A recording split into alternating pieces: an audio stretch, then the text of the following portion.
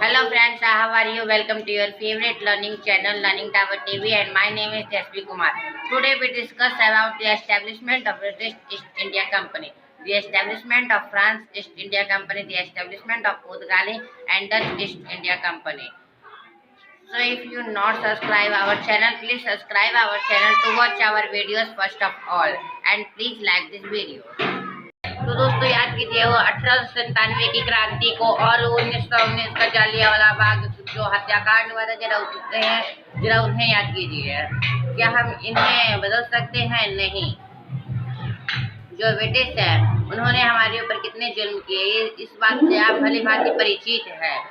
तो हम आज इस वीडियो में यही बात करने वाले हैं कि इतने जुल्मी ब्रिटिश लोगों की कंपनी भारत में स्थापना हुई तो हुई कैसे, और अगर उनकी कंपनी स्थापना हुई तो ब्रिटिश का शासन पूरे भारत में कैसे चलने लग गया। इस वीडियो में हम आज यही जानेंगे। तो जिस वीडियो को अभी आप देख रहे हैं उस वीडियो को लाइक करें, ज्यादा से ज्यादा अपने व्हाट्सएप ग्रुप में शेयर करें और इस सब्सक्राइब के बटन को दबा के हमारे चैनल को सब्सक्राइब करके ऑल नोटिफिकेशन पे अलो कर दे, तभी आपको हमारी सारी वीडियो की नोटिफिकेशन मिल पाएगी। और कमेंट में हमें नाइस लिख के कमेंट करें, आपका कमेंट हमें बहुत अच्छा लगता है। तो दोस्तों, भारत की खोज वास्को डी गामा ने 27 मई सन 1498 को की। वास्को डी गामा सबसे पहले 27 मई 1498 को सी रूट समुद्री मार्ग के द्वारा भारत पहुंचे थे। वास्को डी गामा सबसे पहले कालीकट पहुंचे थे भारत में। कालीकट केरल का एक मशहूर शहर है। उस समय के कालीकट के राजा जमरीन ने वास्को डी गामा को भारत में व्यापार करने का इजाजत दे दिया और इस तरह भारत में हुई सबसे पहले पुर्तगाली ईस्ट इंडिया कंपनी की भारत में स्थापना। तो दोस्तों, भारत की खोज का मतलब यह नहीं है कि उस समय भारत था ही नहीं। असल में भारत तो काफी पहले से था, मगर जो यूरोप में लोग रहते हैं उनको इस बात का पता नहीं था कि भारत आखिर दुनिया के किस कोने में स्थित है। उन्हें अपने किस्सों कहानियों में ही भारत के बारे में सुना था, तो उन्हें ये बात का अभी तक पता नहीं चला था कि भारत है तो कहाँ है, जबकि भारत था, पहले ही से था। असल में दोस्तों, उस समय का भारत आज के भारत से काफी गुना अच्छा था। उस समय के भारत को सोने की चिड़िया भी कहा जाता था। उस समय का भारत अपने मसालों के तौर पे बहुत प्रसिद्ध था। अरबियन लोग क्या करते थे कि भारत से सस्ते दामों पर मसाले खरीद के यूरोप में महंगे दामों पर मसाले बेचते थे, और वो इन लोगों को नहीं बताते थे कि हम इन मसालों को कहाँ बनाते हैं। तो इसलिए यूरोपियन लोगों ने भारत तक पहुँचने का निश्चय किया। बात भारत की कर लेते हैं तो भारत के एक तरफ हिमालय की उच्च श्रृंखलाएं हैं जिन्हें उस दौर में पार करना नामुमकिन ही था। दूसरे तरफ अरब का रास्ता जो कि सिर्फ अरब लोग ही इस्तेमाल करते थे, वे और किसी को इस रास्ते के द्वारा अंदर नहीं जाने देते थे। और तीसरा रास्ता था समुद्र का रास्ता, जिसमें समुद्र ही सबसे बड़ी चुनौती थी।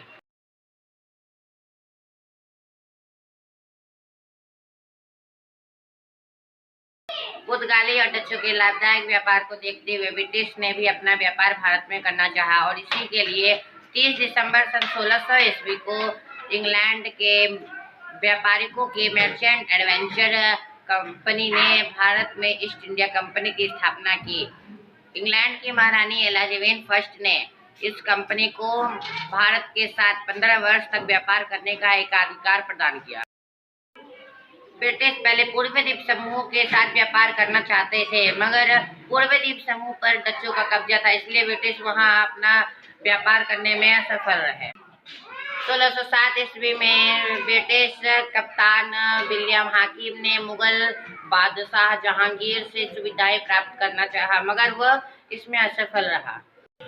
1615 ईस्वी में सर थॉमस रो इंग्लैंड के सुल्तान जेम्स प्रथम का राजदूत बनकर भारत आया और उसने जहांगीर के दरबार में हाजिरी लगाई। उसने जहांगीर से सूरत में कोठियां बनवाने के साथ साथ और भी कई प्रकार की सुविधाएं प्राप्त कर ली। इस प्रकार सूरत अंग्रेजों का मुख्य केंद्र बन गया।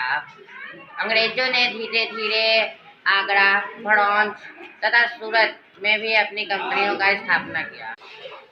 1640 ईस्वी में अंग्रेज ने मद्रास के निकट कुछ भूमि मोल लेकर वहां अपनी बस्तियां स्थापित की और एक नए नगर का निर्माण कराया। 1674 ईस्वी में सूरत के स्थान पर बम्बई को मुख्य व्यापारिक केंद्र बना दिया गया, जिसे आज मुंबई के नाम से जाना जाता है। 1690 ईस्वी में अंग्रेजों ने कलकत्ता में अपनी फैक्ट्रियां स्थापित की और वहां फोर्ट विलियम एक किला बनवा दिया।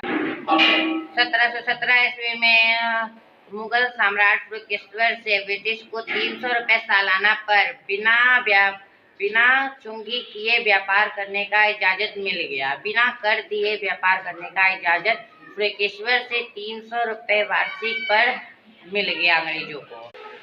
अंग्रेज भारत में तलवई, कपड़ा आदि बेचते थे और बदले में वो यहाँ से रेशमी कपड़ा, गरम चाय, मसाले आदि ले जाया करते थे। और दोस्तों, इसके ब्रिटिश के आने के थोड़े बाद ही फ्रांस ईस्ट इंडिया कंपनी की भी स्थापना भारत में हो गई। अब भारत में दो कंपनियों का व्यापार काफी अच्छा चलने लग गया। पहला था ब्रिटिश और दूसरा फ्रांस। दोनों अपने व्यापार को तेजी से उछालना चाहते थे। दोनों चाहते थे कि उनका व्यापार अच्छा हो, तो उनके बीच में काफी युद्ध भी हुआ इस कारण से, जिसे कर्नाटक का युद्ध के नाम से जाना जाता है। कर्नाटक के 3 युद्ध हुए थे। आपको अगर कर्नाटक का तीनों युद्ध के बारे में जानना है तो हमें कमेंट करके बताएं, क्योंकि अगर हम इसमें बनाएंगे तो वीडियो काफ़ी लंबी हो जाएगी। तो दोस्तों, अगर आपको कर्नाटक के युद्ध पर ब्रीफ वीडियो चाहिए तो आप हमें कमेंट करके ज़रूर बताएं, तब हम आपके लिए एक कर्नाटक के युद्ध के भी ऊपर वीडियो बनाएंगे। तो दोस्तों, जरा मेन बात पे आते हैं कि आखिर ब्रिटिश जो कि पहले व्यापार करती थी इंडिया में, वो कैसे भारत की राजनीतिक में हस्तक्षेप की। इस बात को थोड़ा ब्रीफली जानते हैं। तो दोस्तों, इस बात की शुरुआत होती है प्लासी के युद्ध से। प्लासी का युद्ध 23 जून 1777 1757 23 जून 1757 को प्लासी का युद्ध हुआ। और दोस्तों, उस समय बंगाल का नवाब सिराजुद्दौला था। सिराजुद्दौला ब्रिटिश से काफ़ी बातों से परेशान था और वह ब्रिटिश से बदला लेना चाहता था। इसलिए सिराजुद्दौला ने ब्रिटिश के क्विजम बाजार पर हमला करवा दिया। अब ब्रिटिश सिराजुद्दौला से बदला लेने के लिए परषियंत्र के द्वारा सिराजुद्दौला के जो सेनापति थे मीर जाफर को परषियंत्र के द्वारा अपने में मिला लिया। और जब बैटल स्टार्ट हुआ तब मीर जाफर एक साइड खड़ा रहा। सिराजुद्दौला को बहुत बड़ा हृदयघात हुआ और वह फील्ड से भाग खड़ा हुआ, रणभूमि से भाग खड़ा हुआ।